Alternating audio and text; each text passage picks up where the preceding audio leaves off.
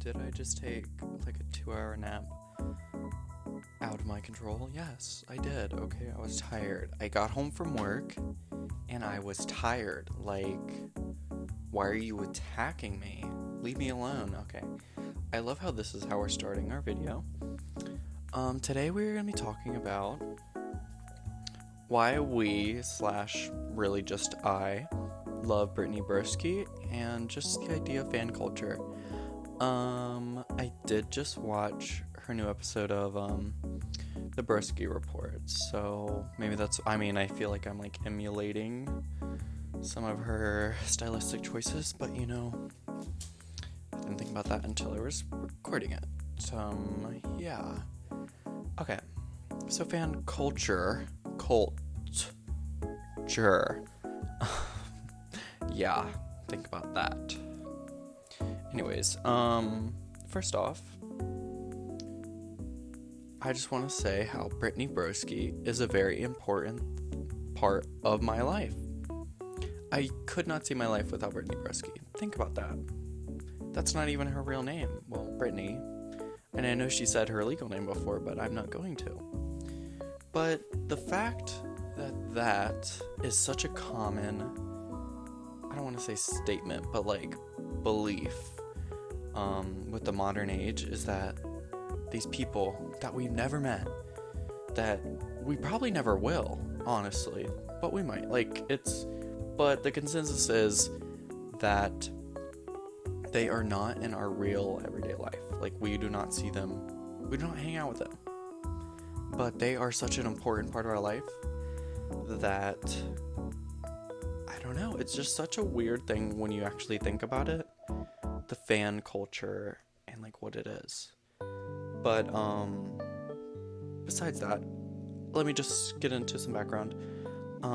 Brittany broski, when I did have TikTok, I haven't had TikTok in about like 2 years, I believe.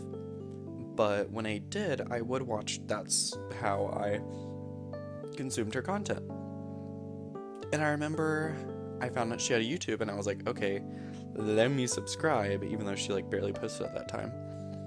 And then she also had a podcast with Sarah.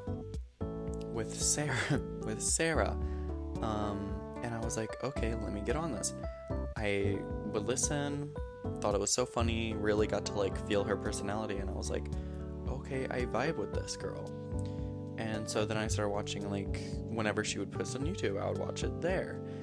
And then when, especially when she became friends with, Trixie Mattel. Trixie Mattel is another one, and, Katya.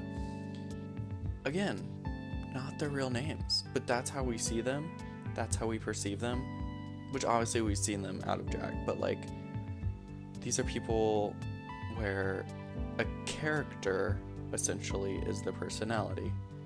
I mean, I know Brittany is like, that's just her, and she's talked about it before where she puts like all of herself online, and it does kind of, where does the real her have to go without being watched, if that makes sense. Like, she's constantly filming her real self and telling her real stories, that it becomes like, which I might be like over judging what she said, but it kind of becomes like, okay, where do I relax? Where do I like don't get filmed and I don't film myself for content? Like, where do I just have things just for myself? Which is interesting. But yeah, I started watching, I really got into her when her and Trixie Mattel, I guess, became friends in front of our eyes, quote unquote. And that was a very, like, whoa. Like, I don't know, it was like you felt when you see people's chemistry kind of envelop or whatever in front of our eyes, like on the screen, you're like, whoa. Like, I feel like I'm there hanging out with them, And I found that a lot when I would, after she made Broski Report, which I I think everyone really still is, like, obsessed with. She would do a lot, like, she was metaphorically getting around on these podcasts. Like, I remember I would go on, like, my homepage on YouTube, and it was random podcasts, which I never seen before, and Brittany Broski was a guest, and I was like, okay, I'm gonna watch all these. And it's such a crazy thing to, like, see her, I don't know, just out, like, tell this same, like, how you became who you are, the same story over and over again. And it's crazy to think, like I was just saying, how Brittany Broski, like, puts herself fully online. It's crazy to think that I, like, in my mind, know this person. You know, like, I could go up, I mean, that's that parasocial relationship where I know them, they don't know me. Could be feces on the ground, and they wouldn't. I mean, again, that's like trying to say that Brittany Broski is a mean person, but, like, I don't know, it's just kind of like, they don't, like, I'm sure she's very appreciative of her fans, but, like, if some weirdo freaking off the street was like, hey, I know, like, all about your life, 20 years ago, whoa, who are you freak? Even now, I feel like, because a lot of the time we've seen, like, all our chronically online people, we've seen influencers that will get, like, they feel like they're getting harassed in public, when it's really just, okay, I've built such a fan base, and now when they see me in public, they're gonna want to ask for a photo, and they're gonna want to, like, say hi and be friendly to me, even though they don't, like, the influencer does not know them. Which is, like, I can't imagine to be in their shoes, to be, like, random people that I've never, like, to me, the equivalent is, like, when people say they, like my outfit in public, and I'm like, whoa, like, thank you, like, geez, you guys are obsessed with me, get away. But, like, that was a joke, by the way. But yeah, I feel like that's the only equivalent I can really put it to, is that, like, kind of, like, flustering where you're like, oh my god, thank you so much, like, because it's something that you picked out yourself, that you put out into the world yourself. I feel like that's a very similar experience to being an influencer, obviously on a bit, like, much higher scale. But yeah, let me see, sorry, I have, like, a little bullet points. So yeah, I was watching the Broski Report. I was watching everything that she was on. I would watch when her and Trixie would, like, do videos together, or when she was on The Bald and Beautiful. It was very much, I was consuming every single piece of content that Brittany Broski was a part of, because I liked her, I thought she was funny, and I was like, okay, let me just keep going, and it's like I'm eating up all this content, which is, like, honestly, anyone that does, like, YouTube knew what they were doing. I mean, I don't know if they knew what they were doing, but, like, they hit the jackpot. To think that this would be such a calling, that if you would have asked 100 years ago, like, what you think, hey, what do you think is gonna be, like, one of the most prevalent things in people's lives, like, today, like, 100 years in the future, and YouTube would be one of them. I think that's a very interesting thing, like, social media in general, which that's a whole nother story, but, like, just the fan culture and the parasocial relationships is very interesting. And I would like to talk about, I feel like Brittany Broski has definitely gone up on the, like, fan, like, the, what is it? Her empire. I'm a Brittany Broski fan. And, like, that's what I'm saying, and then I can't remember what her, she's the supreme leader of Broski Nation. Yeah, that's what it is. Broski Nation. And I mean, I feel like when you do that and you address your fans very often and are, like, a good person to most people's eyes, and, like, you're funny and you're able to connect with people, again, over, like, without even meeting them. I mean, I know she's probably, like, she's definitely met her fans at some point, but I don't think she's done, like, huge meet and greets. is a very interesting thing, and like very props on her. Like literally her personality has made her like what she is today, which is such a crazy thing to think about, but also like so admirable. Like, wow. Okay, like good for you, really. Yeah, good for you. But yeah, it's very, very interesting. And I was thinking about like other like fan bases where it's like crazy. One is BTS slash K and J-pop. I feel like this is a known really thing. Is like the K-pop fans.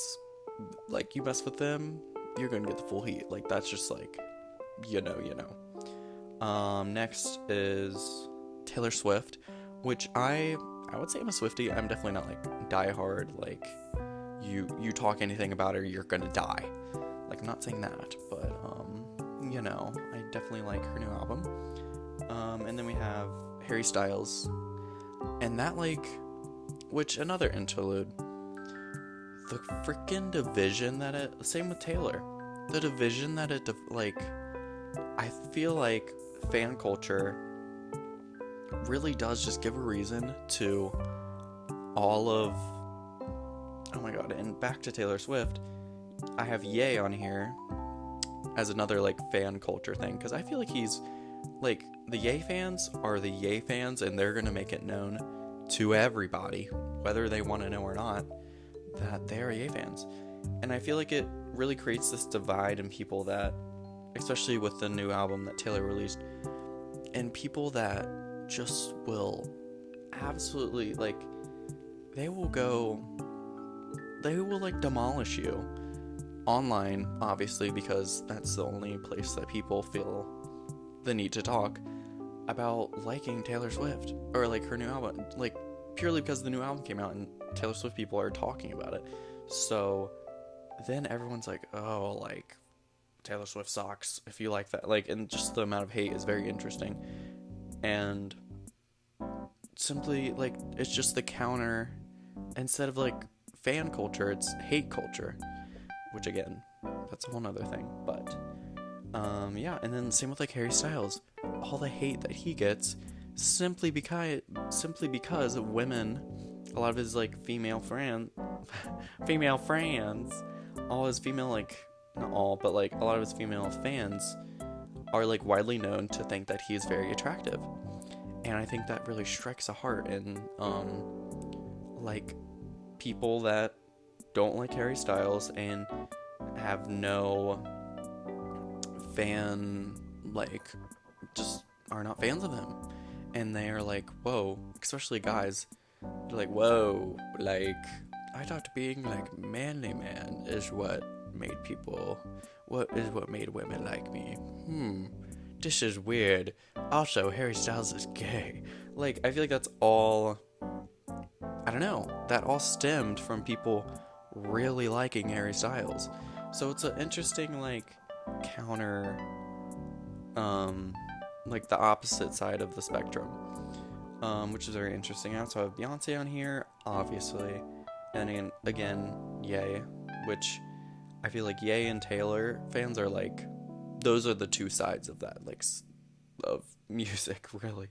It's either, I mean, obviously it's not, but like, if you don't like Taylor, then you'll probably like Ye. If you don't like Ye, you might like Taylor. It's just, especially their like beef, which, again, chronically online people, we know. Yeah, and then I also have like, I've recently discovered, especially moving to Arizona, and I guess probably places with heat and like doing stuff outdoors, is that raves, like rave culture, very, very much not a thing, really, like where I'm from, which is Cincinnati. Like, that's not like a thing. People don't go to freaking, I mean, there's some, but it's like, oh, there's a rave, like, oh, interesting. Like, if I like saw like posts about it, like, oh, that's interesting. Didn't know they had like a lot of raves. And then, but here it's like, oh my god, it's like shoved down your throat. Very interesting. But that's, again, another side note.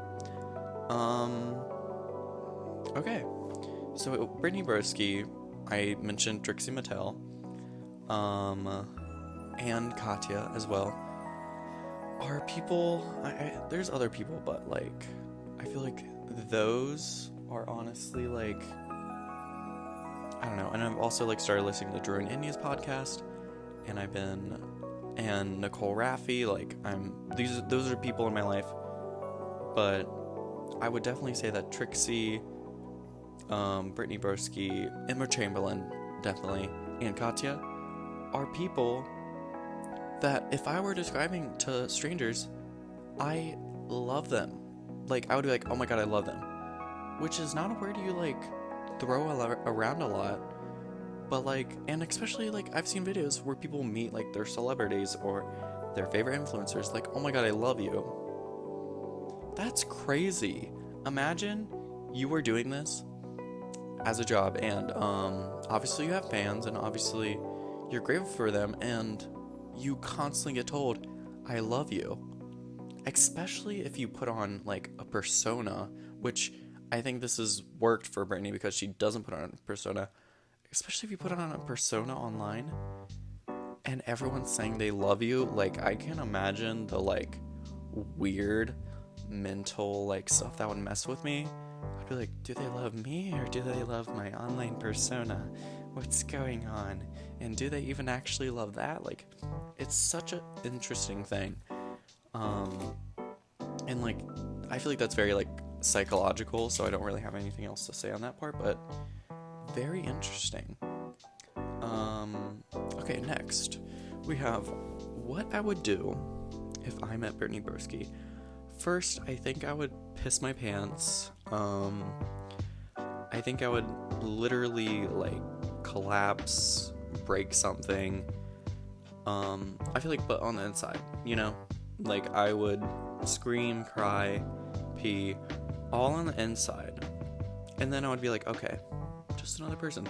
Which is what I've said about, I mean, you never really know until you meet someone that you idolize. That's how you really tell how you're gonna act around, like, someone famous, or just, like, that you really like. But I've always said, if I saw a celebrity in real life, I would treat them like a real person. I wouldn't bombard them because that's not something that they like, and it's such, like, a pick-me thing to say. Oh, I would be different. You know, if I saw Brittany Broski, I would, you know, I'd just be cool. You know, I'd just see her, I'd be like, hey girl. But I don't know, like, that's just how I feel. I've always, like, kind of been, like, I don't know, it's probably such a difficult thing. I mean, it's a career they chose, especially with, like, actors and stuff like that. It's definitely, like, they chose this career, but it's also, like, dang, I don't know if I could, like, be on public display at all times. So I'm like, okay, I would give them a break. I would treat them like a normal human being, and I wouldn't want to make them feel uncomfortable. I think that's the biggest thing, which is how I feel to everybody. So, like, again, treating them like a normal person. But yeah, I just, like, I don't know, I felt that I really needed to put my opinion out there, because it matters so much, and so much more than other people's.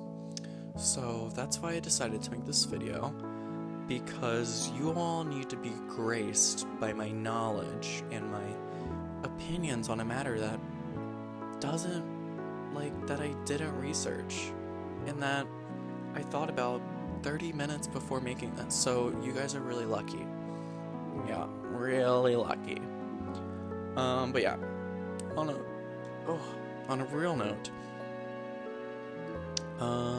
yeah, like, I don't know, this is just something that's been on my mind, and I was like, you know what, I want to talk about it, because you all deserve to, okay, I need to stop with this bit, it's a bit, okay, but yeah, I just think it's very interesting, the, like, fan culture,